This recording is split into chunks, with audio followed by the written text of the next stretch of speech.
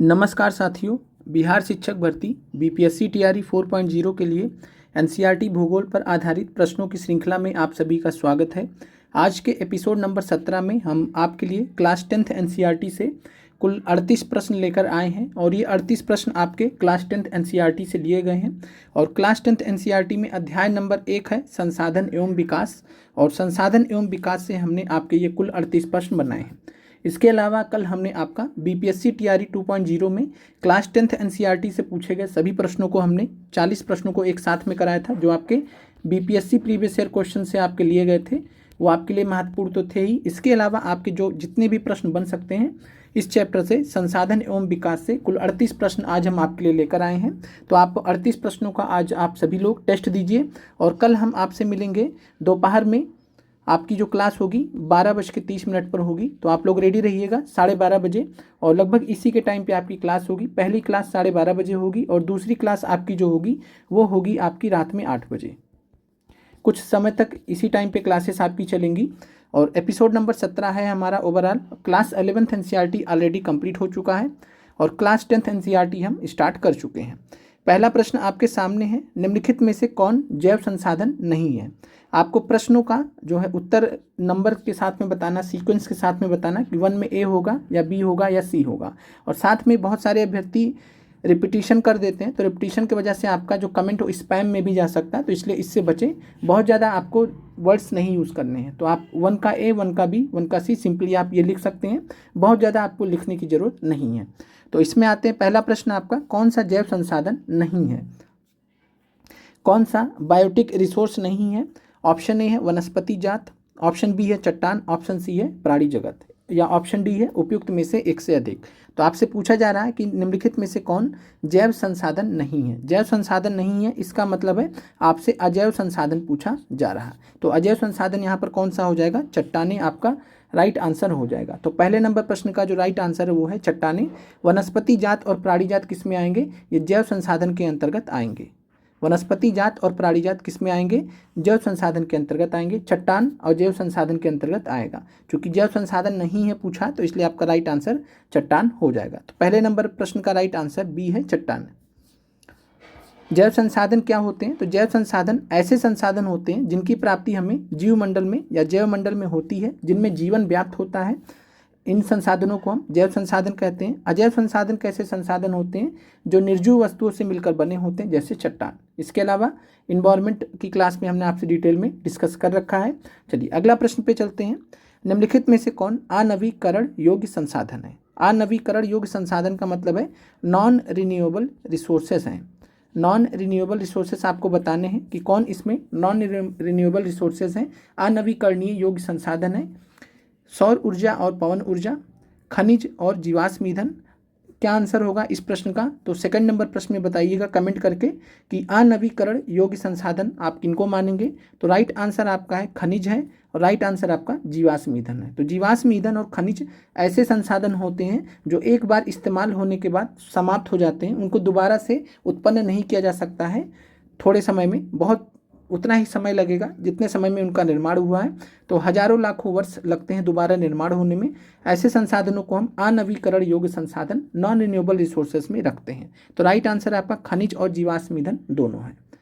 तो अनवीकरण योग्य संसाधन आपका खनिज और जीवाश्म दोनों है। सौर ऊर्जा और पवन ऊर्जा ये नवीकरणीय है, नवीकरणीय है, रिन्यूएबल रिसोर्स हैं, यानी जिनको हम बार बार इस्तेमाल कर सकते हैं। तो राइट आंसर आपका इस प्रश्न का डी है।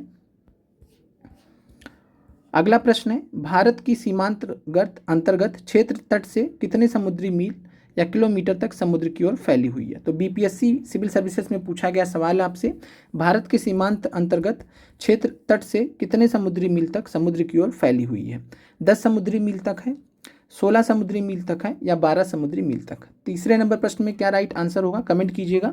तो भारत के सीमांत अंतर्गत जो क्षेत्र है जिस पे भारत का एकाधिकार है, वो 12 समुद्री मील तक माना जाता है। तो लगभग 21.9 किलोमीटर या 22 किलोमीटर। तो 12 समुद्री मील राइट आंसर है तीसरे नंबर प्रश्न का। और समुद्री मील तक जो है 12 समुद्री मील तक महासागरीय क्षेत्र जो भी आता है, और उसमें जो भी संसाधन पाए जाते हैं वो किसी देश के राष्ट्र की संपदा होती है या राष्ट्रीय संसाधन होते हैं। तो भारत के केस में भी तट से समुद्री मील तक जो है जो क्षेत्र आता है वो राष्ट्रीय संसाधन के अंतर्गत आता है। अगला प्रश्न आपका है, भारत का अपवर्जक आर्थिक क्षेत्र एक्सक्लूसिव इकोनॉमिक जोन समुद्र तट से कितनी दूरी तक फैला हुआ है। तो आपको बताना है कि भारत का अपवर्जक आर्थिक क्षेत्र एक्सक्लूसिव इकोनॉमिक जोन समुद्र तट से कितनी दूरी तक फैला हुआ है। 112 नॉटिकल माइल, 120 नॉटिकल माइल या 200 नॉटिकल माइल। तो आपको कमेंट करके बताना है कि एक्सक्लूसिव इकोनॉमिक जोन भारत का या किसी भी देश का जो है वो कितनी समुद्र तट से कितनी दूरी तक होता है। तो ये आपका होता है 200 नॉटिकल माइल। तो राइट आंसर यहाँ पर आपका है 200 नॉटिकल माइल। और 200 नॉटिकल मील से जब हम परे जाते हैं या आगे जाते हैं तो 200 नॉटिकल मील के बियॉन्ड जो खुला महासागरीय संसाधन है उस पर किसी भी देश का एकाधिकार नहीं होता है। और यह जो है 1994 में समुद्र के कानून पर संयुक्त राष्ट्र सम्मेलन यूएन क्लॉज के जो है कानून के अंतर्गत ये काम करता है। तो यूएन क्लॉज के अंतर्गत ये सारी चीज़ें मानी गई हैं। 200 नॉटिकल मील से परे जो है किसी भी देश का एकाधिकार नहीं है। 200 नॉटिकल मील तक एक्सक्लूसिव इकोनॉमिक जोन बोला जाता है। तो अपवर्जक आर्थिक क्षेत्र जो है 200 नॉटिकल मील तक माना जाता है, एक्सक्लूसिव इकोनॉमिक जोन। अगला प्रश्न है, भारत के पास अपवर्जक आर्थिक क्षेत्र से दूर हिंद महासागर की तलहटी में किसका खनन करने का एकाधिकार दिया गया है यूएन क्लॉज की तरफ से। तो यूएन क्लॉज की तरफ से अभी हमने बात किया कि 200 नॉटिकल मील के बाद जो है किसी का एकाधिकार नहीं है, लेकिन जो देश की उपलब्धता है, मतलब जो देश की स्थिति है, उस हिसाब से यूएन क्लॉज अधिकार दे सकता है कि अगर कोई वहाँ पर खनिज वगैरह पाया जा रहा है जिसकी खोज वगैरह की गई है वैज्ञानिकों के द्वारा, तो हिंद महासागर के तलहटी में बात करें तो भारत के पास अपवर्जक आर्थिक क्षेत्र से आगे या परे हिंद महासागर में की तलहटी में खनन करने का अधिकार है पेट्रोलियम का, मैंगनीज की ग्रंथियों का या थोरियम का। कमेंट कीजिएगा 5वें नंबर प्रश्न का राइट आंसर। तो अपवर्जक आर्थिक क्षेत्र से दूर का मतलब है 200 किलोमीटर के बियॉन्ड। 200 किलोमीटर तक तो भारत का एकाधिकार है ही। 200 किलोमीटर के बाद भारत को अधिकार दिया गया है यूएन क्लॉज की तरफ से, यूएन क्लॉज की तरफ से दिया गया है। और यह किसके लिए रिगार्डिंग दिया गया, तो ये दिया गया है मैंगनीज ग्रंथियों के खनन के लिए, मैंगनीज नोडुल्स के खनन के लिए हिंद महासागर की तलहटी में भारत को एकाधिकार दिया गया है। और यहाँ 200 किलोमीटर के बाद वाले क्षेत्र में दिया गया है, अपवर्जक आर्थिक क्षेत्र से दूर दिया गया है। और यूएन क्लॉज का फुल फॉर्म क्या होता है, तो United Nations convention on laws of sea. तो समुद्र पर जो कानून है यूनाइटेड नेशंस का, उसी के अंतर्गत आता है, जिसको शॉर्ट में यूएन क्लॉज बोलते हैं। अगला प्रश्न आपका है, सतत पोषणीय विकास से संबंधित सही कथन कौन से हैं। सस्टेनेबल डेवलपमेंट से रिलेटेड सही कथन आपको बताने हैं। विकास पर्यावरण को बिना नुकसान पहुंचाए हो, सतत पोषणीय विकास से संबंधित है। वर्तमान विकास की प्रक्रिया भविष्य की पीढ़ियों की आवश्यकता की अवहेलना न करे, क्या ये पॉइंट संबंधित है। सतत विकास प्राकृतिक संसाधनों के उपयोग के संबंध में अंतर पीढ़ीगत संवेदनशीलता को दर्शाता है। तो 6ठे नंबर प्रश्न का राइट आंसर क्या हो जाएगा, तो सतत पोषणीय विकास की बात करें तो सतत पोषणीय विकास ऐसा विकास होता है जो पर्यावरण को नुकसान न पहुंचाए, तो ये सही है। वर्तमान विकास की प्रक्रिया जो होती है सतत पोषणीय विकास के अंतर्गत भविष्य की पीढ़ियों की आवश्यकता की अवहेलना नहीं करती है, तो ये भी पॉइंट है। सतत पोषणीय विकास जो है प्राकृतिक संसाधनों के उपयोग के संबंध में अंतर पीढ़ीगत संवेदनशीलता को दर्शाता है। अंतर्गत पीढ़ीगत संवेदनशीलता का मतलब है कि आज की जो पीढ़ी है वो इतना इस्तेमाल करे कि आने वाली जो पीढ़ी है उसके लिए भी जो संसाधन बचे रहे, तो अंतर पीढ़ीगत संवेदनशीलता को ये दर्शाता है। तो ए बी सी तीनों सही है, राइट आंसर आपका उपयुक्त में से एक से अधिक। 6ठे नंबर प्रश्न में, रियो डी जनेरियो में हुए प्रथम पृथ्वी सम्मेलन 1992 से संबंधित सही कथन आपको बताने हैं।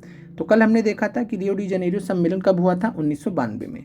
प्रथम पृथ्वी सम्मेलन के नाम से जाना जाता है, ब्राज़ील के रियो डी जनेरियो में हुआ था। और आपको बताना है कौन सा कथन यहाँ पर सही है। रियो सम्मेलन में भूमंडलीय वन सिद्धांतों ग्लोबल फॉरेस्ट प्रिंसिपल्स पर सहमति जताई गई। सतत विकास लक्ष्य सस्टेनेबल डेवलपमेंट गोल्स को स्वीकार किया गया। 21वीं शताब्दी में सतत पोषणीय विकास के लिए एजेंडा 21 को स्वीकृति प्रदान की गई। तो 7वें नंबर प्रश्न का राइट आंसर क्या होगा, कमेंट कीजिएगा। तो रियो डी जनेरियो में प्रथम पृथ्वी सम्मेलन 1992 में हुआ था, जिसमें भूमंडलीय वन सिद्धांतों पर ग्लोबल फॉरेस्ट प्रिंसिपल्स पर सहमति जताई गई थी, तो ये बात बिल्कुल सही है। सतत विकास लक्ष्य सस्टेनेबल डेवलपमेंट गोल्स स्वीकार नहीं किया गया था, ये 2015 में स्वीकार किया गया है। तो सतत विकास लक्ष्य या सस्टेनेबल डेवलपमेंट गोल्स ये 2015 में स्वीकार किया गया है, इसलिए ये प्रश्न ये पॉइंट आपका गलत है। सतत विकास बोलता तो एक बार आप मान सकते थे, सतत विकास से संबंधित ये सम्मेलन था, ये आप मान सकते थे। 21वीं शताब्दी में सतत पोषणीय विकास के लिए एजेंडा 21 को स्वीकृति प्रदान की गई। तो ये हमने आपको कल बताया था कि एजेंडा 21 का संबंध किससे है। तो 21वीं शताब्दी में सतत पोषणीय विकास के लिए इसी प्रथम पृथ्वी सम्मेलन 1992 में स्वीकृति दी गई थी एजेंडा 21 को। तो एजेंडा 21 पृथ्वी सम्मेलन 1992 से संबंधित है। तो आपका बी गलत हो गया और ए और सी सही हो गया। तो राइट आंसर आपका इस प्रश्न का है डी, एक से अधिक। ये आपका पॉइंट गलत है। क्यों गलत है? क्योंकि लक्ष्य नहीं थे उस समय। लक्ष्य कब आए? सस्टेनेबल डेवलपमेंट गोल्स कब आए हैं? 2015 में। चलिए अगले प्रश्न पे चलते हैं। अगला प्रश्न है, भारत के किन राज्यों में खनिजों और कोयले के प्रचुर भंडार हैं? कमेंट कीजिएगा, भारत के किन राज्यों में खनिज और कोयले के प्रचुर भंडार हैं? अरुणाचल प्रदेश और राजस्थान में, लद्दाख और उत्तर प्रदेश में, झारखंड, मध्य प्रदेश और छत्तीसगढ़ में। आराम से आप एलिमिनेट करके प्रश्न को सॉल्व कर सकते हैं। तो भारत के किन राज्यों में खनिज और कोयले के प्रचुर भंडार हैं? तो आप जो है इस संदर्भ में कभी भी आपको खनिज और कोयला का भंडार देखना तो आप छोटा नागपुर क्षेत्र ढूंढिए। छोटा नागपुर क्षेत्र कौन सा है? तो छोटा नागपुर क्षेत्र जो आता है वो छत्तीसगढ़, मध्य प्रदेश और झारखंड, ये बेल्ट आता है। तो झारखंड, मध्य प्रदेश और छत्तीसगढ़ छोटा नागपुर के अंतर्गत तीनों राज्य आते हैं। मध्य प्रदेश का पूर्वी भाग छोटा नागपुर के अंतर्गत आता है केवल। तो झारखंड, मध्य प्रदेश और छत्तीसगढ़ खनिज और कोयले में प्रचुर भंडार यहाँ पर पाए जाते हैं। राइट आंसर सी है आपका। याद होगा आप सभी को कि TRE 1 में भूगोल में एक सवाल पूछा गया था जिसमें राज्यों को मैच करने के लिए दिया था। तो इसी चैप्टर से दिया था कि किस राज्य में क्या पाया जाता है, क्या कमी पाई जाती है। तो इसी चैप्टर से दिया गया था। वो प्रश्न हम आपको आगे कराएंगे भी, तो इस वजह से जो है यहाँ पर हमने अलग से उसको नहीं रखा है।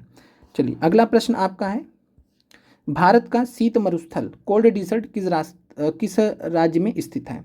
तो भारत का शीत मरुस्थल कोल्ड डिजर्ट आपको बताना है कि कोल्ड डिजर्ट भारत के किस राज्य में स्थित है। उत्तराखंड में है, लद्दाख में है, हरियाणा में है, एक से अधिक है या नन ऑफ दिस है। तो कोल्ड डिजर्ट शीत मरुस्थल भारत के किस राज्य में स्थित है? तो कोल्ड डिजर्ट की बात करें तो ये आपका लद्दाख में स्थित है। इसके अलावा अगर आपसे पूछेगा कोल्ड डिजर्ट या शीत मरुस्थल बायोस्फीयर रिजर्व अगर आपसे पूछेगा, अगर कोल्ड डिजर्ट बायोस्फीयर रिजर्व आपसे पूछेगा तब आपको विकल्प में लद्दाख नहीं दिया जाएगा, तब आपको विकल्प में हिमाचल प्रदेश दिया जाएगा। तो इस चीज़ को याद रखिएगा।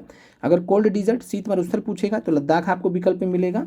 कोल्ड डिजर्ट बायोस्फीयर रिजर्व अगर पूछेगा तो हिमाचल प्रदेश वाला जो क्षेत्र है जो कोल्ड डिजर्ट का, उसके अंतर्गत जो है बायोस्फीयर रिजर्व बनाया गया है। तो राइट आंसर आपका हो जाएगा Himachal Pradesh cold desert biosphere reserve के केस में। अगर केवल शीत मरुस्थल यहाँ पूछा तो राइट आंसर आपका लद्दाख हो जाएगा। ये दो फर्क याद रखिएगा। लद्दाख से लेकर हिमाचल प्रदेश तक कोल्ड डिजर्ट जो है शीत मरुस्थल पाया जाता है। तो शीत मरुस्थल कहाँ से कहाँ तक पाया जाता है? तो लद्दाख से लेकर हिमाचल प्रदेश तक। कोल्ड डिजर्ट बायोस्फीयर रिजर्व तो उसके लिए आप हिमाचल प्रदेश ही विकल्प में मिलेगा। अगला प्रश्न आपके सामने है, प्रथम पंचवर्षीय योजना कब लागू की गई थी? प्रथम पंचवर्षीय योजना कब लागू की गई थी? 1947 से 52, 1949 से 54, 1951 से 56। तो भारत के प्रथम प्रधानमंत्री जवाहरलाल नेहरू जी के द्वारा वर्ष 1951 में प्रथम पंचवर्षीय योजना लागू की गई थी। तो राइट आंसर आपका है 1951 से 56 तक, जो कि 5 साल के लिए था। तो 1951 में स्टार्ट हुआ तो 56 तक चलेगा। तो 1951 से लेकर 1956 तक प्रथम पंचवर्षीय योजना जवाहरलाल नेहरू भारत के प्रथम प्रधानमंत्री द्वारा लागू किया गया था। अगला प्रश्न है, भारत ने पंचवर्षीय योजना की अवधारणा किस देश से अधिग्रहित की थी? तो भारत ने पंचवर्षीय योजना का कॉन्सेप्ट कहाँ से लिया था?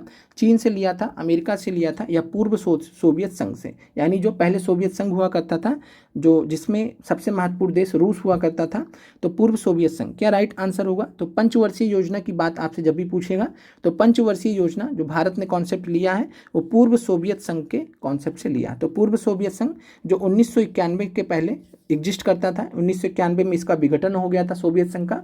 तो पूर्व सोवियत संघ अर्स्टवाइल सोवियत यूनियन से भारत ने 5 ईयर्स प्लान्स लिए। राइट आंसर 11 का सी है। और अंत में आप सभी लोग कमेंट भी कर दीजिएगा कि कितने प्रश्न आपके सही हैं। चलिए 12वां नंबर प्रश्न आपके सामने है, टोटल प्रश्न की संख्या आपकी 38 है। 38 में से कमेंट कीजिएगा कि आपके कितने प्रश्न सही हुए राइट लास्ट में। और जो भी अभ्यर्थी बाद में जुड़े तो आप पहले के भी प्रश्न देख लीजिएगा, उसके बाद आप कमेंट कीजिएगा।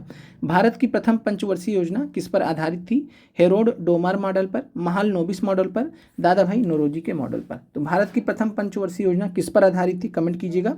तो भारत की जो प्रथम पंचवर्षीय योजना थी वो आधारित थी हेरोड डोमर मॉडल पे। हेरोड डोमर मॉडल, और हेरोड डोमर मॉडल जो ये कृषि पर आधारित मॉडल था, कृषि पर आधारित मॉडल था। तो पहली जो पंचवर्षीय योजना बनी थी उसमें था कि कृषि को विकास करना है, तो कृषि प्राथमिकता पर थी, एग्रीकल्चर प्राथमिकता पे था, और ये हेरोड डोमर मॉडल के नाम से जाना जाता है। जो भारत का दूसरी पंचवर्षीय योजना थी वो महाल नोबिस मॉडल के नाम से जानी जाती है। तो जो दूसरी पंचवर्षीय योजना है, दूसरी पंचवर्षीय योजना है 1956 से लेकर 61 तक। तो ये जो है महाल नोबिस के मॉडल नाम से जानी जाती है। पीसी महाल नोबिस ने इस मॉडल को दिया था, पीसी महाल नोबिस ने इस मॉडल को दिया था, उन्हीं के नाम से महाल नोबिस मॉडल जाना जाता है। तो दूसरा पंचवर्षीय योजना 1956 से 61 के बीच पीसी महाल नोबिस ने दिया था। अगले प्रश्न पर चलते हैं। प्रश्न है, हमारे पास हर व्यक्ति की आवश्यकता पूर्ति के लिए बहुत कुछ है, लेकिन किसी के लालच की संतुष्टि के लिए कुछ नहीं। ये कथन किसका है आपको कमेंट करके बताना है। तो हमारे पास हर व्यक्ति की आवश्यकता पूर्ति के लिए बहुत कुछ है, लेकिन किसी के लालच की संतुष्टि के लिए नहीं। ये कथन किसका है? जवाहरलाल नेहरू, राजेंद्र प्रसाद या महात्मा गांधी। तो आप सभी में से ज़्यादातर अभ्यर्थी जानते होंगे कि ये जो उपरोक्त कथन है, ये कथन है महात्मा गांधी जी का। पर्यावरण के जो है संबंध में इन्होंने बोला था कि पर्यावरण के जो संसाधन है उन्हें हम अच्छे से सही से इस्तेमाल करना चाहिए, और उसी के रिस्पेक्ट में इन्होंने ये चीज़ बोला था। तो महात्मा गांधी जी का यह स्टेटमेंट है, एनसीईआरटी में दिया गया, इसलिए आप ध्यान रखिएगा। अगला प्रश्न है, निम्नलिखित में से किसके गांधी जी पक्षधर थे? आपको बताना है कि गांधी जी किसके पक्षधर थे। अधिक बड़े जन समुदाय द्वारा उत्पादन के पक्षधर थे, प्रोडक्शन बाई मासेस के जो है प्रोडक्शन बाई मासेस के पक्ष में थे, समर्थन में थे, अत्यधिक उत्पादन मास प्रोडक्शन के जो है समर्थन में थे, या तीव्र औद्योगिकरण होना चाहिए, रैपिड इंडस्ट्रियलाइजेशन होना चाहिए, इसके पक्षधर थे गांधी जी। तो गांधी जी किसके पक्षधर थे? तो गांधी जी तो पहली चीज़ है मास प्रोडक्शन, अत्यधिक उत्पादन को उन्होंने मना किया था, इसका इन्होंने समर्थन नहीं किया था, इसका ये विरोध करते थे। और जब इसका विरोध करते थे तो रैपिड इंडस्ट्रियलाइजेशन का भी विरोध कर देंगे। तो दोनों एक दूसरे से जुड़े हुए हैं, तो बी गलत है, तो सी भी गलत हो गया। राइट आंसर आपका है ए, अधिक बड़े जन समुदाय द्वारा उत्पादन। तो प्रोडक्शन बाई द मासेस पे गांधी जी विश्वास करते थे, मास प्रोडक्शन पे विश्वास नहीं करते थे। यानी कि जो जनता में जो वर्कर्स मतलब जो भी लोग हैं उनको काम करने का मौका मिलना चाहिए, उनके द्वारा उत्पादन होना चाहिए। और बहुत ज़्यादा उत्पादन करके होगा क्या कि जो धनी लोग हैं उनके लिए तो हो जाएगा, लेकिन गरीब लोग के पास पैसा ही नहीं रहेगा खाने पीने को। तो ये चीज़ है। तो राइट आंसर आपका as per NCERT production by the masses, अधिक बड़े जन समुदाय द्वारा उत्पादन, गांधी जी ने इस चीज़ का पक्ष लिया था। गांधी जी ने इसके अलावा एक चीज़ और भी कहा था कि विश्व स्तर पर संसाधन ह्रास के लिए लालची और स्वार्थी व्यक्ति तथा आधुनिक प्रौद्योगिकी की शोषणात्मक प्रवृत्ति जिम्मेदार है। इसका मतलब मास प्रोडक्शन कर करके क्या हो रहे हैं, लोग अमीर हो रहे हैं, जो बड़े लोग हैं वो अमीर हो रहे हैं मास प्रोडक्शन करके। तो इसलिए उन्होंने बोला कि मास प्रोडक्शन पर रोक लगना चाहिए, इसके बजाय जो है जनता को मौका देना चाहिए या लोगों को मौका देना चाहिए, जिससे कि उत्पादन लोगों के हाथों में जा सके। अगला प्रश्न है, अंतर्राष्ट्रीय स्तर पर 1968 में व्यवस्थित तरीके से संसाधन संरक्षण की वकालत किसने की थी और लिमिट टू ग्रोथ की अवधारणा प्रतिपादित की थी? तो लिमिट टू ग्रोथ का मतलब है कि हम बहुत ज़्यादा तेज़ी से ग्रोथ नहीं कर सकते, ग्रोथ की भी अपनी लिमिटेशन है। क्यों लिमिटेशन है, क्यों लिमिट है? क्योंकि हमारे पास जो संसाधन है वो सीमित है। तो अंतर्राष्ट्रीय स्तर पर 1968 में इस तरीके से संसाधन संरक्षण की वकालत किसने किया था और लिमिट टू ग्रोथ की अवधारणा प्रतिपादित की थी? संयुक्त राष्ट्र विकास कार्यक्रम यूएनडीपी ने, क्लब ऑफ रोम ने, या संयुक्त राष्ट्र कार्यक्रम पर्यावरण कार्यक्रम ने, किसने किया था? तो 15वें नंबर प्रश्न का राइट आंसर क्या होगा? तो 1968 में लिमिट टू ग्रोथ रिपोर्ट प्रकाशित की थी और साथ में लिमिट टू ग्रोथ की अवधारणा प्रतिपादित किया था क्लब ऑफ रोम में। राइट आंसर आपका बी है, क्लब ऑफ रोम। और इन्होंने ही सबसे पहले संसाधन संरक्षण की वकालत 1968 में अंतर्राष्ट्रीय स्तर पर किया था। तो क्लब ऑफ रोम आपका राइट आंसर है एज पर एनसीईआरटी। और लिमिट टू ग्रोथ रिपोर्ट 1968 में क्लब ऑफ रोम ने प्रकाशित किया था। अगला प्रश्न है, निम्नलिखित में से किसने सतत पोषणीय विकास सस्टेनेबल डेवलपमेंट की संकल्पना प्रस्तुत की थी। तो सतत पोषणीय विकास सस्टेनेबल डेवलपमेंट का जो कॉन्सेप्ट है वो किसने जो है प्रस्तुत किया था। क्लब ऑफ रोम ने, ब्रंटलैंड आयोग ने, ब्रंटलैंड कमीशन ने या IUCN ने। क्या आंसर होगा 16वें नंबर प्रश्न का। तो सतत पोषणीय विकास सस्टेनेबल डेवलपमेंट का जो कॉन्सेप्ट है, संकल्पना है, ये ब्रंटलैंड आयोग ने प्रस्तुत किया था। तो राइट आंसर बी है, ब्रंटलैंड आयोग। और ब्रंटलैंड आयोग ने एक रिपोर्ट पेश की थी जिसका शीर्षक था आवर कॉमन फ्यूचर। तो आवर कॉमन फ्यूचर किसका रिपोर्ट है? ब्रंटलैंड आयोग का। 1987 में इन्होंने यह रिपोर्ट प्रस्तुत किया था और इस रिपोर्ट में ही जो है सस्टेनेबल डेवलपमेंट का कॉन्सेप्ट दिया गया था। तो आवर कॉमन फ्यूचर में सस्टेनेबल डेवलपमेंट, सतत पोषणीय विकास का कॉन्सेप्ट ब्रंटलैंड आयोग ने प्रस्तुत किया था वर्ष 1987 में। अगला प्रश्न है, भारत का कितना प्रतिशत क्षेत्रफल मैदान यानी कि प्लेन्स से आच्छादित है। तो मैदान जो है भारत का कितना प्रतिशत क्षेत्रफल कवर करते हैं? 27%, 30% या 43%। तो 27% जो है ये पठार हैं भारत में, 30% जो है पहाड़ हैं। तो पठार है 30%, पहाड़ है 27% है पठार यानी कि प्लेटू, 30% है पहाड़ और 43% आपका है मैदान। तो क्षेत्र कितना प्रतिशत क्षेत्रफल मैदान के अंतर्गत आएगा? राइट आंसर है सी, 43%। पठार या प्लेटू के अंतर्गत 27%, पर्वत या माउंटेन के अंतर्गत 30%, मैदान के अंतर्गत 43%। अगला प्रश्न है, लौह अयस्क आयरन और किस प्रकार का संसाधन है। लौह अयस्क या आयरन और किस प्रकार का संसाधन है? नवीकरण योग्य रिन्यूएबल रिसोर्स है, जैव रिसोर्स है यानी बायोटिक रिसोर्स है, या अनवीकरणीय योग्य है, नॉन रिन्यूएबल है। आपको कमेंट करके बताना है 18वें नंबर का प्रश्न का उत्तर क्या होगा।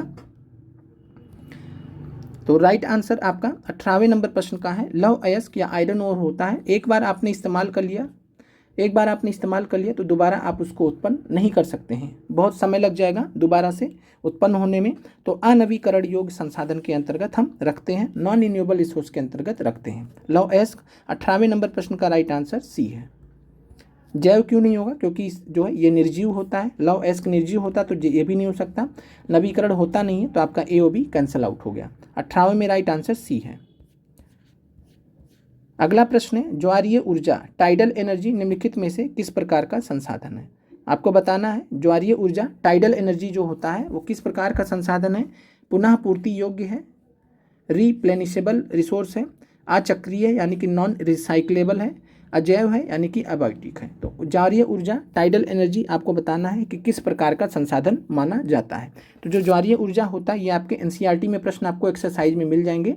तो जो ज्वारीय ऊर्जा या टाइडल एनर्जी होता है, एक बार ज्वारीय ऊर्जा यूज हुआ तो क्या दोबारा नहीं आएगा? तो दोबारा भी ज्वार आएगा, आगे आता रहेगा। तो ऐसा नहीं कि ज्वार एक बार आया तो दोबारा नहीं आएगा, ज्वार आते रहते हैं। तो ज्वारीय ऊर्जा जो है हम लगातार आगे भी यूज़ कर सकते हैं। तो ज्वारीय ऊर्जा को हम पुनः पूर्ति योग्य रिप्लेनिशेबल एनर्जी सोर्स मानते हैं। तो राइट आंसर आपका ए है 19वें प्रश्न का। पंजाब में भूमि निम्नीकरण लैंड डिग्रेडेशन का निम्नलिखित में से मुख्य कारण क्या है। तो यह भी प्रश्न आपका NCERT एक्सरसाइज से लिया गया है। तो पंजाब में भूमि निम्नीकरण लैंड डिग्रेडेशन का कारण क्या आपसे पूछा जा रहा है। गहन खेती इंटेंसिव कल्टीवेशन है, वनोन्मूलन डिफॉरेस्टेशन है, अधिक सिंचाई ओवर इरिगेशन है। क्या राइट आंसर होगा? तो पंजाब में भूमि निम्नीकरण आपसे पूछा जा रहा है। तो पंजाब में भूमि निम्नीकरण लैंड डिग्रेडेशन का जो मुख्य कारण है वो है अधिक सिंचाई ओवर इरिगेशन। राइट आंसर आपका सी है, ओवर इरिगेशन। पंजाब, हरियाणा और पश्चिमी उत्तर प्रदेश, तीन आपके NCERT में दिए गए हैं। पंजाब, हरियाणा और पश्चिमी उत्तर प्रदेश में अधिक सिंचाई भूमि निम्नीकरण के लिए उत्तरदायी है, पहला चीज़ है। दूसरा चीज़ है कि खनन के लिए झारखंड, छत्तीसगढ़, मध्य प्रदेश और उड़ीसा में वनोन्मूलन भूमि निम्नीकरण का मुख्य कारण बना है। तो अगर आपसे पूछेगा कि झारखंड, छत्तीसगढ़ और मध्य प्रदेश या उड़ीसा में, तो ये खनन के कारण इन क्षेत्रों में, चूँकि यहाँ पर जो है खनन का कार्य ज़्यादा होता है इन क्षेत्रों में, तो छोटा नागपुर क्षेत्र के अंतर्गत आने के कारण तो वनोन्मूलन जो है भूमि निम्नीकरण का मुख्य कारण बना है। मेन जो है किसके वजह से? खनन की वजह से, माइनिंग के वजह से। फिर एक पॉइंट आपको जो और NCERT में दिया गया, गुजरात, राजस्थान, मध्य प्रदेश और महाराष्ट्र। गुजरात, राजस्थान, मध्य प्रदेश और महाराष्ट्र में अति पशुचारण यानी कि ओवर ग्रेजिंग भूमि निम्नीकरण का मुख्य कारण बना है। तो गुजरात, राजस्थान, मध्य प्रदेश और महाराष्ट्र में अति पशुचारण ओवर ग्रेजिंग का यहाँ पर मुख्य कारण बना है। यहाँ पर भी आपको जो है मध्य प्रदेश दिया गया है। तो यहाँ पर जो मध्य प्रदेश वाला भाग है वो छोटा नागपुर यानी पूर्वी मध्य प्रदेश वाला, मध्य प्रदेश का जो पूर्वी भाग है उसकी यहाँ पर बात की जा रही है, जो खनन के अंतर्गत आता है।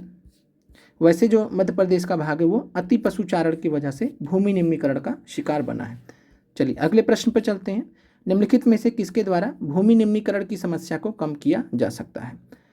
वनारोपण करके, एफॉरेस्टेशन करके, वनोन्मूलन करके, डिफॉरेस्टेशन करके, अति पशुचारण ओवर ग्रेजिंग से किससे भूमि निम्नीकरण की समस्या को कम किया जा सकता है? तो भूमि निम्नीकरण, वनोन्मूलन अगर होगा तो भूमि निम्नीकरण की समस्या और गंभीर होती जाएगी। अति पशुचारण होगा, ओवर ग्रेजिंग होगी तो भूमि और कमजोर पड़ेगी, तो भूमि निम्नीकरण की समस्या और बढ़ जाएगी। अगर हम पेड़ लगाएंगे, वनारोपण करेंगे तो इससे क्या होगा? इससे जो है भूमि निम्नीकरण की समस्या कम हो जाएगी। तो राइट आंसर आपका ए है, वनारोपण। और भूमि निम्नीकरण की समस्याओं को सुलझाने के जो तरीके हैं वो है वनारोपण, पेड़ों की रक्षक मेखला भी बना सकते हैं, शेल्टर बेल्ट्स जिनको बोलते हैं, पशुचारण पर नियंत्रण कर सकते हैं, रेतीले टीले को कांटेदार झाड़ियाँ लगाकर स्थिर बनाने की प्रक्रिया से भूमि कटाव की रोकथाम को रोका जा सकता है। तो जो रेगिस्तानी क्षेत्र है वहाँ पर जो रेतीले टीलों को कांटेदार झाड़ियाँ वगैरह लगा सकते हैं तो उससे स्थिर किया जा सकता है। चलिए आगे बढ़ते हैं। मृदा सबसे महत्वपूर्ण प्राकृतिक संसाधन है, अनवीकरणीय संसाधन है, जैव संसाधन है या नवीकरणीय संसाधन है? तो क्या माना जाएगा? राइट आंसर, मृदा सबसे महत्वपूर्ण कैसा संसाधन है? तो मृदा सबसे महत्वपूर्ण नवीकरणीय रिन्यूएबल रिसोर्स माना जाता है। तो मृदा सबसे महत्वपूर्ण नवीकरणीय प्राकृतिक संसाधन माना जाता है। 22 नंबर प्रश्न का राइट आंसर सी हो जाएगा। अगला प्रश्न है, निम्नलिखित में से कौन से कथन जलोढ़ मृदा एलुवियल सॉइल के संबंध में सही है? तो जलोढ़ मृदा के संबंध में, एलुवियल सॉइल के संबंध में आपको बताना है। संपूर्ण उत्तरी मैदान जलोढ़ मृदा से बना है। एक सकरे गलियारे के द्वारा ये मृदा राजस्थान और गुजरात तक फैली हुई है।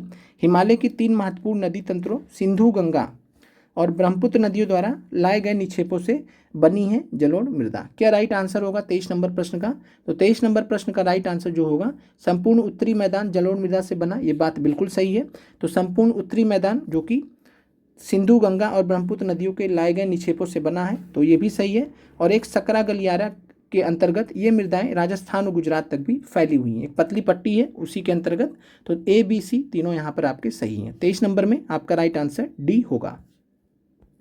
सारे विकल्प आपके सही हैं। जलोढ़ मिट्टी की बात करें तो जलोढ़ मिट्टी का विस्तार भारत के सर्वाधिक क्षेत्र पर है, यानी कि भारत के सबसे ज़्यादा क्षेत्र पर कौन सी मृदा पाई जाती है? तो जलोढ़ मृदा पाई जाती है। लगभग 43% भाग में पाई जाती है। भारत की बात करें तो सतलुज नदी से लेकर ब्रह्मपुत्र नदी के बीच में ये पाई जाती है। वैसे बात करेंगे तो जो सिंधु नदी है, लेकिन सिंधु नदी का जो क्षेत्र जाता है वो पाकिस्तान में चला जाता है। तो इस वजह से सतलुज नदी से लेकर ब्रह्मपुत्र नदी तक आप समझ सकते हैं भारत के केस में। अगला है, महानदी गोदावरी, कृष्णा और कावेरी नदियों के डेल्टा किस मृदा से बने हैं? आपसे प्रश्न है कि महानदी गोदावरी, कृष्णा और कावेरी नदियों के जो डेल्टा है वो किस मृदा से बने हैं? लेटराइट मृदा से बने हैं, काली कपासी मृदा से बने हैं या पहाड़ी मृदा से बने हैं? आपको कमेंट करके बताना है। और प्रश्न का जो संख्या है वो आप जरूर लिखिए। सभी अभ्यर्थी, कुछ अभ्यर्थी नहीं लिखते हैं तो आप लोग संख्या जरूर लिखिए। तो महानदी गोदावरी, कृष्णा और कावेरी नदियों के डेल्टा किस मृदा से बने हैं? तो हमेशा ध्यान रखिए, कोई सी भी नदी हो, दुनिया की कोई सी भी नदी हो, वो किस मृदा का निर्माण करेगी अपने निक्षेपों से? तो हमेशा जो है वो जलोढ़ मृदा का निर्माण करेगी। तो हमेशा अगर आपसे पूछा जाएगा किसी भी जो है नदी के डेल्टा का, तो किसी भी नदी के जो डेल्टा है वो जलोढ़ मृदा से सामान्यतः बनते हैं। तो राइट आंसर आपका नन ऑफ दीज है, क्योंकि यहाँ पर जलोढ़ मृदा आपका राइट आंसर है। 24 नंबर प्रश्न में नन ऑफ दीज हो जाएगा। एलुवियल सॉइल या जलोढ़ मृदा से बने होते हैं डेल्टा। निम्नलिखित में से किस मृदा को नया जलोढ़, न्यू एलुवियम कहते हैं? बांगर मृदा को, लाल मृदा को या खादर मृदा को? तो बांगर मृदा की बात करें तो बांगर मृदा को हम जो है पुराना जलोढ़ कहते हैं, ओल्ड एलुवियम कहते हैं। पुराना जलोढ़ या ओल्ड एलुवियम बोलते हैं। और लाल मृदा तो आपका इस कैटेगरी में आता नहीं है। खादर मृदा आपका राइट आंसर है। खादर मृदा को हम न्यू एलुवियम या नया जलोढ़ या नवीन जलोढ़ बोलते हैं। तो न्यू या नवीन जलोढ़ बोलते हैं खादर मृदा को। इसके अलावा आपको जो ध्यान रखना है, जो बांगर मृदा होती, कल हमने प्रश्न भी देखा था जो बीपीएससी में पूछा गया था, तो बांगर मृदा में कंकर ग्रंथियों की मात्रा ज़्यादा होती है। हमने आपसे बोला था कि कल हमने आपको जो 40 प्रश्न कराए थे वो क्लास 10th एनसीईआरटी से आपके पूछे गए हैं। तो बांगर मृदा में कंकर ग्रंथियों की मात्रा ज़्यादा होती है। बांगर मृदा में कंकर ग्रंथियों की मात्रा ज़्यादा होती है। खादर मृदा में बांगर मृदा की तुलना में ज़्यादा महीन कण पाए जाते हैं। तो बांगर मृदा में मोटे कण पाए जाते हैं जिनको कंकर ग्रंथियों बोला जाता है। तो कंकर ग्रंथियां की मात्रा ज़्यादा होती जो मोटे कण होते हैं बांगर में। खादर वाले में बांगर मृदा की तुलना में ज़्यादा महीन कण पाए जाते हैं। और यहाँ पर एक ज़रूरी चीज़ आप सभी अभ्यर्थियों को बताना चाहेंगे, स्पेशली जो पीआरटी के अभ्यर्थी हैं, जैसे हमने आपको बोला था कि भूगोल आपको अगर मान लीजिए छोड़ना है तो आप क्लास 10th एनसीईआरटी छोड़ सकते हैं। हमने आपको थ्योरी के पॉइंट ऑफ व्यू से बोला था कि अगर आप थ्योरी नहीं पढ़ना चाहते हैं तो आप जो है 6, 7, 9, 11 ये पढ़ ले, हमने आपको बताया था। लेकिन साथ में हमने आपको ये चीज़ बताया था कि एमसीक्यू आपको सभी का करके जाना है। आप जो है दुनिया भर का प्रश्न देखिएगा, उससे कोई फ़ायदा नहीं होगा आपको। जैसे बहुत सारे टेस्ट वगैरह होते हैं उसमें ढंग के प्रश्न नहीं होते, आप उनको देख लिए चल गया, उससे आपका काम नहीं होने वाला। आपको एमसीक्यू सभी के करके जाने हैं। तो एमसीक्यू आपको 6 का भी करके जाना, 7 का भी करके जाना, 8 का भी, 9 का, 10 का, 11 सभी का आपको एमसीक्यू करके जाना। थ्योरी आप किसी का भी नहीं करके जाइए चलेगा, लेकिन जो ये एमसीक्यू है यही आपके नोट्स हैं, यही आपके प्रश्न हैं, यही आपके परीक्षा में आएंगे। इसके अलावा आपकी थ्योरी से कुछ नहीं आएगा। जो आ सकता है, जितना आ सकता है वो हम आपको करा रहे हैं। जलोढ़ मृदा की बात करें तो बहुत उपजाऊ होती है। अधिकतर जलोढ़ मृदा पोटास, फास्फोरस और चूना युक्त होती है। इनको हम गन्ना, चावल, गेहूं और अन्य अनाज और दलहन फसलों की खेती के लिए उपयुक्त बनाते हैं। तो गन्ना, चावल, गेहूं और दलहनी फसलों के लिए उपयुक्त होती हैं जलोढ़ मृदा, और अधिक उपजाऊ होती हैं। इनके कारण ये जो है इन क्षेत्रों में गहन कृषि, इंटेंसिव खेती की जाती है, और इसके वजह से जनसंख्या घनत्व भी बहुत होता है। आप कमेंट करके बताइएगा कि भारत की जनसंख्या का कितना प्रतिशत जनसंख्या जो है भारत के उत्तरी मैदान में रह रही है। भारत का जो उत्तरी मैदान है, उत्तरी मैदान में भारत की कितनी प्रतिशत जनसंख्या रह रही है। जनसंख्या घनत्व यहाँ पे लिखा है बहुत ज़्यादा, तो आपको बताना है कितने प्रतिशत जो है भारत की आबादी उत्तरी भारत के मैदान में रहती है। निम्नलिखित में से किस मृदा को रेगुर मृदा कहते हैं? 26 नंबर प्रश्न आपके सामने है। तो रेगुर सॉइल या रेगुर मृदा किस मृदा को कहा जाता है? काली मृदा को, लाल मृदा को या लेटराइट मृदा को? राइट आंसर आपका 26 नंबर प्रश्न का ए है, काली मृदा। ब्लैक सॉइल जो होता है उसको हम रेगुर सॉइल भी कहते हैं। काली मृदा को हम काली कपासी मृदा भी कहते हैं। काली कपासी मृदा भी कहते हैं। क्यों कहते हैं? क्योंकि कपास की खेती काली मृदा में होती है। तो काली कपासी मृदा, ब्लैक कॉटन सॉइल भी बोलते हैं, और साथ में रेगुर सॉइल भी बोलते हैं। तो ब्लैक कॉटन सॉइल भी बोलते हैं। अगला प्रश्न आपके सामने है, किस राज्य में सर्वाधिक काली मृदा पाई जाती है? ऑप्शन ए है गुजरात। किस राज्य में सर्वाधिक काली मृदा पाई जाती है? ऑप्शन ए है गुजरात, ऑप्शन बी है महाराष्ट्र, ऑप्शन सी है मध्य प्रदेश, ऑप्शन डी है एक से अधिक। तो बताइएगा किस राज्य में सर्वाधिक काली मृदा पाई जाती है? तो राइट आंसर आपका है महाराष्ट्र। याद रखिएगा, महाराष्ट्र में सर्वाधिक काली मृदा पाई जाती है। अगर आपसे पूछता है कि सर्वाधिक कपास का उत्पादन कहाँ होता है, तो अगर आपसे पूछेगा कपास का उत्पादन जो है भारत के किस राज्य में सर्वाधिक होता है, तो कपास का जो सर्वाधिक उत्पादन होता है वो होता है गुजरात में। तो कपास का जो सर्वाधिक उत्पादन है वो गुजरात में है। लेकिन जो है बात करें काली मृदा के अंतर्गत सबसे ज़्यादा जमीन, सबसे ज़्यादा जो क्षेत्र है वो किस राज्य में है? तो महाराष्ट्र में। दोनों में फ़र्क है, महाराष्ट्र में ज़्यादा क्षेत्र है लेकिन उत्पादन कम है, और कपास का सर्वाधिक उत्पादन जो है गुजरात में होता है। राइट आंसर आपका अगर ये पूछेगा तो गुजरात हो जाएगा। चलिए अगला प्रश्न आपके सामने है, काली मिट्टी की बात करें तो दक्कन पठार बसाल्ट क्षेत्र के उत्तर पश्चिमी भागों में पाई जाती है। तो दक्कन पठार जो है बसाल्ट क्षेत्र माना जाता है, और यह बेसाल्ट लावा जनक शैलों से निर्माण हुआ है। तो अगर आपसे पूछे काली मिट्टी का निर्माण किससे हुआ है, तो बेसाल्ट लावा के जनक शैलों से इनका निर्माण हुआ है। कपास के उत्पादन में गुजरात पहले स्थान पर, यह आपको ध्यान रखना है, और सबसे ज़्यादा क्षेत्र वो महाराष्ट्र के अंतर्गत आता है। निम्नलिखित में से किस मिट्टी की जो है नमी धारण करने की क्षमता बहुत अधिक होती है? रेगिस्तानी मिट्टी, जलोढ़ मिट्टी या काली मिट्टी? कमेंट कीजिएगा 28 नंबर प्रश्न का उत्तर। तो निम्नलिखित में से किस मिट्टी की नमी धारण करने की क्षमता बहुत अधिक होती है? तो राइट आंसर आपका है काली मिट्टी। काली मिट्टी में नमी धारण करने की, मॉइस्चर रिटेंशन की क्षमता सबसे ज़्यादा मानी जाती है, और इसके लिए ये जानी भी जाती है। तो जलोढ़ जो काली मिट्टी ये जो है ऐसी मृदा है जो कि नमी धारण करने की क्षमता के कारण मशहूर है या जानी जाती है। काली मिट्टी की बात करें तो कपास की खेती के लिए जानी जाती है, यह मिट्टी कैल्शियम कार्बोनेट, मैग्नीशियम, पोटास और चूने जैसे पौष्टिक तत्वों से परिपूर्ण होती है। तो काली मिट्टी में क्या क्या पाया जाता है? कैल्शियम कार्बोनेट, मैग्नीशियम, पोटास और चूना। गर्म और शुष्क मौसम में क्या होता है? तो काली मिट्टी में गहरी दरारें पड़ जाती हैं। जब सूखता है तो गहरी दरारें पड़ जाएंगी, और जैसे आपने देखा होगा क्रिकेट की जो पिचें होती हैं, सूख जाती तो दरारें पड़ जाती हैं, दरारें दिखने लगती हैं। तो वैसे ही गर्म और शुष्क मौसम में काली मिट्टी में गहरी दरारें पड़ जाती हैं, जिससे क्या होता है कि अच्छी तरह से वायु उसके अंदर आ जा पाती है, यानी वायु का मिश्रण उसके अंदर अच्छे से हो जाता है। जब गीली होती है तो यहाँ मिट्टी चिपचिपी हो जाती है और इनको जोतना मुश्किल होता है। इसलिए इनकी जो जुताई है वो मानसून प्रारंभ होने की पहली बौछार से शुरू कर दी जाती है, क्योंकि एक बार गीला हो गया तो फिर जो है इस पर को जोतना मुश्किल हो जाएगा। इसीलिए जैसे मानसून की पहली बौछार पड़ती है वैसे ही जो है इनकी जुताई चालू कर दी जाती है। एक बार जुताई हो गया तो फिर जो है खेती वगैरह किया जा सकता है। इसीलिए आपने देखा होगा कि कपास को जो है, कमेंट कीजिएगा, कपास को जो है किस प्रकार की फसलों के अंतर्गत रखा जाता है? रबी फसल के अंतर्गत रखा जाता है, या खरीफ फसल के अंतर्गत रखा जाता है, या जायद फसल के अंतर्गत रखा जाता है? कमेंट कीजिएगा, कपास को किस प्रकार की फसल के अंतर्गत रखा जाता है। अगला प्रश्न है, लाल मृदा का रंग लाल क्यों होता है? ऑप्शन ए है, या ह्यूमस से भरपूर होती है, लौह यौगिकों से समृद्ध होती है, ज्वालामुखी मूल से निकली होती है। तो लाल मृदा का रंग लाल क्यों होता है? तो ज्वालामुखी मूल से निकली मृदा का नाम क्या है? ज्वालामुखी मूल से निकली मृदा को हम काली मृदा, ब्लैक सॉइल कहते हैं। बसाल्ट लावा जो है बसाल्ट लावा से निर्मित है काली मृदा, ज्वालामुखी मूल काली मृदा का होता है। ह्यूमस से भरपूर होती है, तो लाल मृदा में ह्यूमस नहीं पाया जाता है, कमी होती है। लौह यौगिकों से समृद्ध होती है, इसके वजह से लाल मृदा का रंग लाल होता है। तो राइट आंसर आपका है, लौह यौगिकों से समृद्ध होने के कारण लाल मृदा का रंग लाल होता है। लाल मिट्टी की बात करें तो लाल मिट्टी का जो लाल रंग है वो रवेदार आग्नेय और रूपांतरित चट्टानों में लौह धातु के यानी लोहे धातु के प्रसार के कारण हुआ है।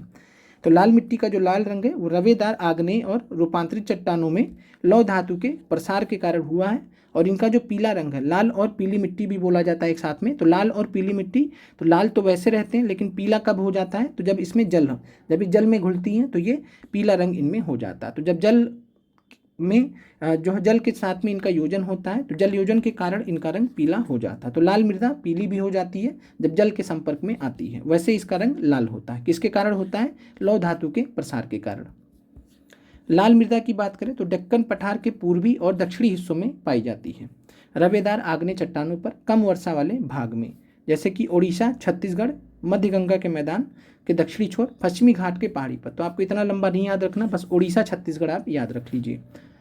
अगले प्रश्न पर चलते हैं।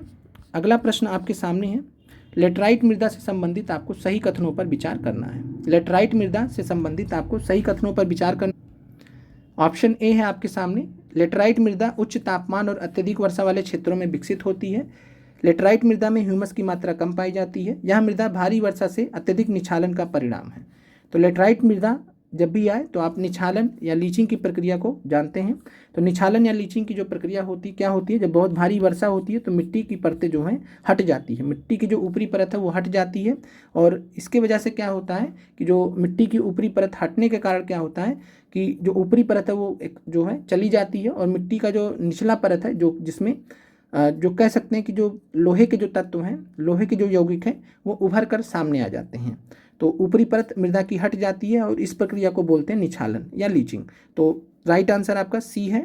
इस मृदा में ह्यूमस की मात्रा कम पाई जाती है, और भारी वर्षा के कारण जब परत ही हट जाती है तो ह्यूमस बचता ही नहीं है, ये भी सही है। और यह मृदा उच्च तापमान, जहाँ पर भारी ज़्यादा तापमान है, ज़्यादा बारिश हो रही, जैसे इक्वेटोरियल रीजन्स हो गए या जो है ट्रॉपिकल रीजन्स हो गए जहाँ बारिश ज़्यादा होती है, तो उन क्षेत्रों में पाई जाती है। तो ए बी सी यहाँ पर आपका तीनों सही है। लेटराइट मृदा से संबंधित आपके सभी कथन सही हैं, एक से अधिक आपका राइट आंसर है। लेटराइट मृदा पर अधिक मात्रा में खाद और रासायनिक उर्वरक डालकर खेती की जाती है। तो याद रखिएगा, लेटराइट मृदा पर जो खेती कैसे की जाती है, तो खाद और रासायनिक उर्वरक डालकर ही खेती की जाती है। ये मिट्टी मुख्य तौर पर कर्नाटक, केरल, तमिलनाडु, मध्य प्रदेश और उड़ीसा और असम के पहाड़ी क्षेत्रों में पाया जाता है। तो असम के पहाड़ी क्षेत्रों में, और इसके अलावा मेघालय भी आप याद रखिएगा, पूछा गया चूंकि, तो मेघालय भी आप याद रखिएगा। एनसीईआरटी में दिया नहीं है लेकिन आप मेघालय भी याद रखिएगा। अगर विकल्प में आपको मेघालय दिया जाएगा, जैसे कि सर्वाधिक जो है काली मिट्टी, सर्वाधिक लेटराइट मृदा कहाँ पर पाई जाती है, तो उस तरीके से आपका टीआरई में प्रश्न पूछा गया है।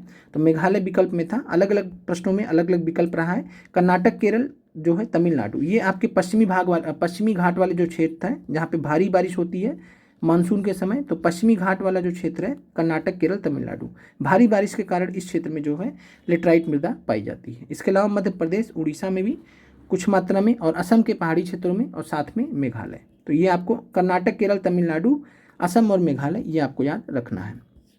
अगला प्रश्न है, काजू उगाने के लिए कौन सी मृदा सबसे उपयुक्त है? वन मृदा, मरुस्थलीय मृदा या लाल लेटराइट मृदा? तो काजू उगाने के लिए कैशोनेट के लिए कौन सी मृदा उपयुक्त है? तो कैशोनेट के लिए सबसे जो उपयुक्त मृदा मानी जाती है वो है लाल लेटराइट मृदा। राइट आंसर आपका सी है। तमिलनाडु, केरल और आंध्र प्रदेश की लाल लेटराइट मृदा काजू की फसल के लिए अत्यधिक उपयुक्त है। तो काजू की फसल कहाँ पर उगाई जाती है? तमिलनाडु, केरल और आंध्र प्रदेश में। किस मृदा पर? लाल लेटराइट मृदा पर। मृदा संरक्षण की उचित तकनीक अपनाकर लेटराइट मृदा पर कर्नाटक, केरल और तमिलनाडु में चाय और कॉफ़ी की भी खेती की जाती है। तो ये भी आपसे पूछा जा सकता है कि मृदा संरक्षण की उचित तकनीक अपनाकर लेटराइट मृदा पर या किस प्रकार की मृदा पर चाय और कॉफ़ी की खेती होती है कर्नाटक, केरल और तमिलनाडु में, जो कि नीलगिरी वाले क्षेत्र में आते हैं। तो ये आपका चाय और कॉफ़ी के लिए फेमस है, नीलगिरी चाय और कॉफ़ी के लिए। तो ये ध्यान रखिएगा, चाय और कॉफ़ी की खेती होती है लेटराइट मृदा पर। और यहाँ पर आपको ध्यान रखना है कि यहाँ पर जो लाल लेटराइट मृदा है और एक जो लाल मृदा आपने पढ़ा, दोनों में अंतर है। लाल लेटराइट मृदा और लाल मृदा में अंतर है। लाल मृदा अलग है और ये लाल लेटराइट मृदा अलग है। लाल लेटराइट मृदा भारी बारिश जब होती है तो ऊपरी परत हट जाती है, जब ऊपरी परत हट जाती है तो जो नीचे की परत होती है उसमें जो है आयरन वगैरह होता है, तो इस वजह से लाल होता है। तो दोनों अंतर है, तो याद रखिएगा। किस राज्य में मरुस्थलीय मृदा पाई जाती है? जहाँ पर मरुस्थल पाए जाएंगे वहाँ पर मरुस्थलीय मृदा पाई जाएगी। हिमाचल प्रदेश, पश्चिमी राजस्थान या अंडमान निकोबार। तो मरुस्थलीय मृदा की बात करें, डिजर्ट सॉइल कहाँ पर पाया जाएगा? तो आप आराम से जो है एलिमिनेट कर सकते हैं। हिमाचल प्रदेश हो नहीं सकता, अंडमान निकोबार भी नहीं हो सकता। मरुस्थलीय मृदा कहाँ पाई जाएगी? तो पश्चिमी राजस्थान में पाई जाएगी। राइट आंसर आपका बी है 32 नंबर में। निम्नलिखित में से कौन से कारक मृदा अपरदन के लिए जिम्मेदार होते हैं? वनोन्मूलन होता है, अति पशुचारण होता है, निर्माण और खनन होता है। तो आपको बताना है कि निम्नलिखित में से कौन से कारक मृदा अपरदन के लिए जिम्मेदार होते हैं। 33 नंबर में क्या राइट आंसर होगा? तो वनोन्मूलन, डिफॉरेस्टेशन तो मेजर कॉज है, जो है महत्वपूर्ण कारक है। इसके वजह से मृदा अपरदन होता है। अगर जंगल नहीं रहेंगे तो जो है मिट्टी कमज़ोर पड़ती है, इससे मृदा अपरदन होता है। अति पशुचारण, ओवर ग्रेजिंग से भी मृदा अपरदन होता है। निर्माण और खनन की प्रक्रिया से भी मृदा प्रभावित होती है, मृदा का अपरदन होता है। तो राइट आंसर यहाँ पर आपका 1 से अधिक है। तीनों ही विकल्प यहाँ पर आपके सही है। अगले प्रश्न पर चलते हैं। निम्नलिखित में से कौन सा क्षेत्र उत्खात भूमि या बेडलैंड के लिए प्रसिद्ध है? तो उत्खात भूमि या बेडलैंड के लिए कौन सा क्षेत्र प्रसिद्ध है? महानदी बेसिन है, गंगा बेसिन है या चंबल बेसिन है? उत्खात भूमि जिसको जो है चंबल बेसिन में खड्ड कहा जाता है। खड्ड यानी कि रेवाइन, खड्ड या जो है रेवाइन बोला जाता है, इंग्लिश में रेवाइन्स बोला जाता है। चंबल के बीहड़ आपने जो सुने हैं वो यही हैं। तो चंबल के बीहड़, तो चंबल बेसिन वाले क्षेत्र में जो है उत्खात भूमि के लिए प्रसिद्ध है, बेडलैंड टोपोग्राफी के लिए प्रसिद्ध है। तो राइट आंसर आपका सी है। और ये अपरदन के कारण होता है, भूमि के अपरदन के कारण जो है उत्खात भूमि का निर्माण होता है। निम्नलिखित में से क्या व्यापक अवनालिका अपरदन द्वारा निर्मित भौतिक लक्षण का एक उदाहरण है? तो अवनालिका अपरदन जिसको गली इरोजन बोलते हैं, गली इरोजन बोलते हैं। और गली इरोजन के वजह से जो है किस भौतिक लक्षण का निर्माण हुआ है?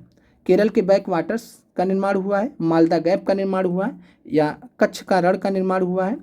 क्या आंसर होगा आपका 35 नंबर प्रश्न का? तो राइट आंसर बात करें तो अवनालिका जो अपरदन होता है, अवनालिका अपरदन की वजह से ही बात करें तो जो पिछला प्रश्न भी हमने आप देखा है, जो अवनालिका अपरदन है उसी के वजह से उत्खात भूमि का निर्माण होता है। तो अवनालिका अपरदन की वजह से ही उत्खात भूमि का निर्माण होता है। तो 35 नंबर प्रश्न का राइट आंसर हो जाएगा ई, नन ऑफ दिस। तो अवनालिका अपरदन की वजह से उत्खात भूमि का निर्माण होता है। चंबल घाटी आपका सही उत्तर है। निम्नलिखित में से किस राज्य में काली मृदा पाई जाती है? ये आपका एनसीईआरटी एक्सरसाइज में दिया गया सवाल है। तो काली मृदा पाई जाने की बात है यहाँ पर, तो जम्मू कश्मीर, झारखंड या गुजरात? तो तीनों विकल्प में देखेंगे तो गुजरात जो है काली मृदा के लिए जाना जाता है। गुजरात कपास की खेती के लिए नंबर 1 पर है, तो गुजरात में काली मृदा पाई जाती है। अगला प्रश्न आपके सामने है, इनमें से किस राज्य में सीढ़ीदार सोपानी खेती की जाती है?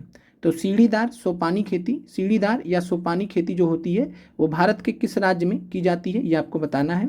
तो सीढ़ीदार या सोपानी खेती को हम टेरेस फार्मिंग बोलते हैं। तो टेरेस फार्मिंग या सीढ़ीदार खेती जो होती है वो उत्तराखंड में की जाती है। तो हिमालय वाले क्षेत्र में, पश्चिम हिमालय या मध्य हिमालय, पश्चिम और मध्य हिमालय वाले क्षेत्र में जिसमें उत्तराखंड आता है, तो यहाँ पर सीढ़ीदार या सोपानी खेती की जाती है, टेरेस फार्मिंग की जाती है। पहाड़ी क्षेत्रों में मृदा अपरदन की रोकथाम के लिए कौन से कदम उठाए जा सकते हैं? आज का आखिरी सवाल है, पहाड़ी क्षेत्र में मृदा अपरदन की रोकथाम के लिए कौन से कदम उठाए जा सकते हैं? समोच्च जुताई, कंटूर प्लाविंग करके, सीढ़ीदार खेत, टेरेस फार्मिंग करके, पट्टी कृषि, स्ट्रिप फार्मिंग करके। तो क्या राइट आंसर होगा, कमेंट कीजिएगा। तो पहाड़ी क्षेत्र में मृदा अपरदन की रोकथाम के लिए समोच्च जुताई, कंटूर प्लाविंग किया जाता है, सीढ़ीदार खेत, टेरेस फार्मिंग अभी हमने देखा उत्तराखंड में किया जाता है, और पट्टी कृषि जो है, कमेंट करके बताइएगा सही है नहीं है, सही है, कहाँ पर पट्टी कृषि की जाती है। तो पट्टी कृषि जो है ये जो है पहाड़ी क्षेत्रों में भी की जाती है। तो राइट आंसर यहाँ पर आपका 1 से अधिक है, 1 से अधिक यहाँ पर आपका राइट आंसर है। 38 नंबर में राइट आंसर आपका डी है। कमेंट कीजिएगा कि आपके कितने प्रश्न 38 में से सही हुए। चैप्टर 1 आपका कंप्लीट होता है, संसाधन से रिलेटेड चैप्टर था, जितने भी महत्वपूर्ण प्रश्न बन सकते थे वो हमने आपको करा दिया है। कल हम आपसे मिलेंगे तो भूगोल का जो दूसरा चैप्टर है उसको कंप्लीट करा देंगे। और जो है 3 दिन आपकी भूगोल की क्लास चलेंगी, 3 दिन आपकी भूगोल की क्लास चलेंगी, देन 8 बजे शाम में, और 3 दिन आपकी पॉलिटी की क्लास चलेंगी। क्योंकि सभी सब्जेक्ट एक साथ में कंटिन्यू कर पाना आसान नहीं है, तो 3 दिन भूगोल चलेगा, 3 दिन पॉलिटी चलेगा, 3 दिन आपका ईवीएस चलेगा, तो 3 दिन आपका साइंस चलेगा। इस तरीके से चलेगा जिससे दोनों चीज़ें आपकी कंप्लीट हो सके। तो 3 दिन आपका ईवीएस मॉर्निंग जो है दोपहर में 12:30 बजे चलेगा, और 3 दिन जो है हफ्ते के साइंस चलेगा। इससे क्या होगा, सभी सब्जेक्ट पे क्वेश्चन हम आपको करा पाएंगे। मिलते हैं आप लोगों से सुबह, और सुबह के दोपहर में आपसे मिलेंगे 12:30 बजे, दोपहर 12:30 बजे मिलेंगे जो है इन्वायरमेंट के प्रश्नों के साथ में।